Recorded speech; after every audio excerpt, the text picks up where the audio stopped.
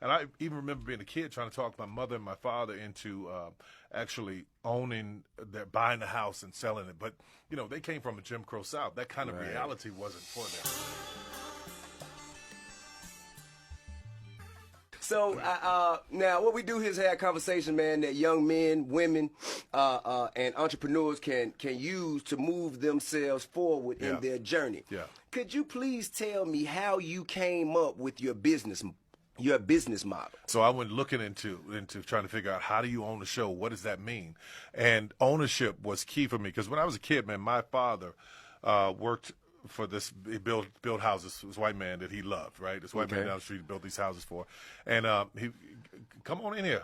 That's the good stuff. Introduce Tyler to tequila, man. No, I know 1942 well. You know what I'm saying? All right. There you are. I was about to get deep. I'm good. I'm good on the ice. Nah, we're gonna take it neat. We're gonna take it neat today. Yeah. So you got to get some glasses in here, man. Man, man. We don't want people to get too comfortable. All right, no. Here's what I'm saying. Come on, sit down. Let's get on up out of here. Cheers. Man. Cheers. To making success. it. To making it. Yeah. Here's the thing. My father worked building houses for this white man, as I was saying.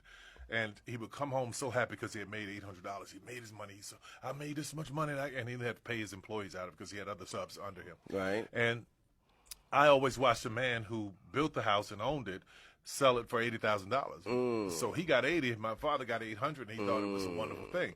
And I even remember being a kid trying to talk my mother and my father into actually owning, buying the house and selling it. But, they came from a Jim Crow South. That kind of reality wasn't for them. They didn't get it. Right. So ownership was the key, man. Ownership, that's the thing that has changed everything in my life. I own every play, every movie, every character, every TV show, it's all owned by me. And that is what has set the difference of me being able to say, I'm going to set a path where I can open the door for everybody else. Absolutely. Or waiting for somebody to give me a job. Man, now you touch on a key point when you say ownership, and you come from absolutely nothing. Yeah, you come from the bottom, and it's a lot of people listening who also would love to come from the bottom and put their dreams into effect to yield the kind of results that you have. How do you start? Like ownership, because usually we defer our ownership to someone for startup costs. Yeah. So how do you start? For me, I wasn't going to do that. I went to H&R Block, did my taxes, saved my tax money, invested in my first play, put it up.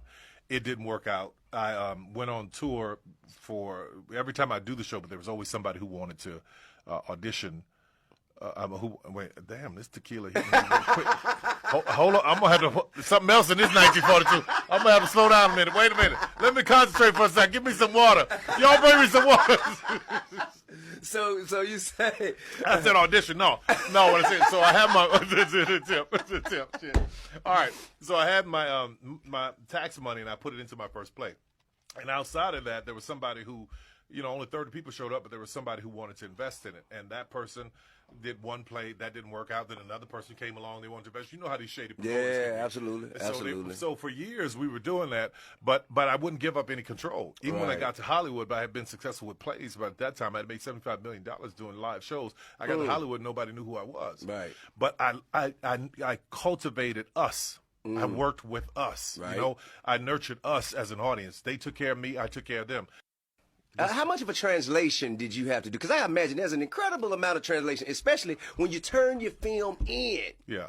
And I'm sure there are comments that come from executives like, well, I don't know about this part. And why does this have to be in there? Nope. You have full control creatively. I went to Fox Searchlight was the first place. And they gave me all those notes about changing things. I said, I'm not changing anything. This is the way it's going to be, or I'm not doing it. Right. They were like, who the hell do you think you are? but they didn't know I had an army behind me, man. I had all these people watching my shows, ready to show up, bootlegging it all over the place. Right. So then this agent Charles King's marching me all around. Charles King is another king in the business. Great agent, man. Charles King. Now he's doing his own thing in macro. Absolutely. Trying to get all these different conversations going. I'm like, I'm out of here forget this, man. I don't need this headache. Right. So I go to Atlanta, and I get a call from Lionsgate, and they say, well, we want to do the movie with you. I'm like, okay, great. Then I don't want any notes. I'm going to do it my way. It's going to be da-da-da-da. And he was like, okay. And this is Feltheimer at Lionsgate? No. This is Pasternak, Mike Pasternak. Okay, Pasternak. So I had a great conversation with Mike, man. And I'm like, I was shocked that he said, okay. Okay. Put the movie, they looked at the movie, I shot it, they saw it, they were like, we don't know. I had a conversation with Felt my first time meeting him, and he's like, I said, how much do you want the movie to do? He said, well, if it does $20 million, then great. I said, okay, $20 million the first weekend. He laughed at me at the table. No, these kind of movies don't do those numbers. Went online, talked to because I had built a fan base before Twitter, Instagram, all this other stuff. I had my online emailed them directly, told them what was going on. They went out there, man, and set that thing up up over $20 million the first weekend. Yeah. And after that, how were you dealt with in the building? Did they say, okay, well, we clearly see this gentleman knows what he's doing? No. Did you have some? No, thought it was a fluke. And that's why I tell people, stop fighting to make people understand who you are. Right. Stop fighting. Say, I did this, and I stopped giving your damn resume. Shut your damn mouth for a minute. I tell you why. Because you can make the best deals when you're underestimated. That's real. Don't go in there telling them how great you are and all the things you do. Just like, well, how about we do this? Just say you got to deal with somebody that's a big industry thing, and they don't know what to do with you. They only want to pay you a little amount of money. Gotcha. Okay, I'll do that. I'll take that little amount of money. But let me ask you this: if I get this many people to show up, then you give me this more money, this more of an amount, which is so important that we learn how to. That's called a back end bonus, isn't it? No, but not even that. I'm talking about real back end, because a lot of times they play equity. games with it. Yeah. Equity percentages in perpetuity. Exactly right. Okay. So just having us understand that we're at a disadvantage because we're black and this is not our town. Right. We've got to come in and understand how they play the game. Sure. And realize that we can get in and get to what we want to get to by not selling out, not doing anything crazy, but by understanding how they play the game. It's fascinating to me. I'm from New Orleans, man. Just, Third Water, New Orleans. When I got here and I saw how these white folks operate, I was like, wow.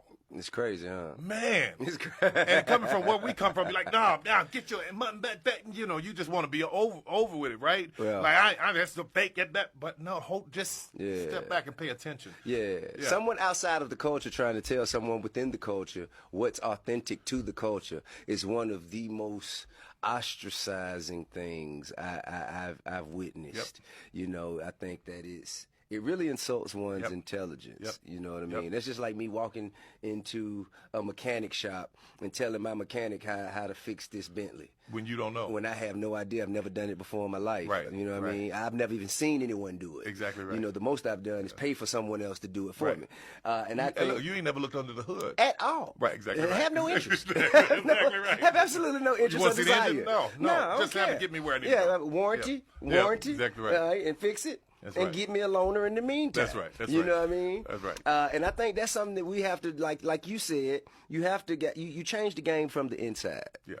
And I think a good book to suggest for people to read is The Spook That Sat by the Door. You know what I mean? That's a good book. I can't recall the actual author, but The Spook That Sat by the Door is a good one. And From Superman to Man, that's also a good one. And it basically, these are fictional stories that kind of detail the approach that you just spoke of. And I think people can relate to it and they can use it on their journey.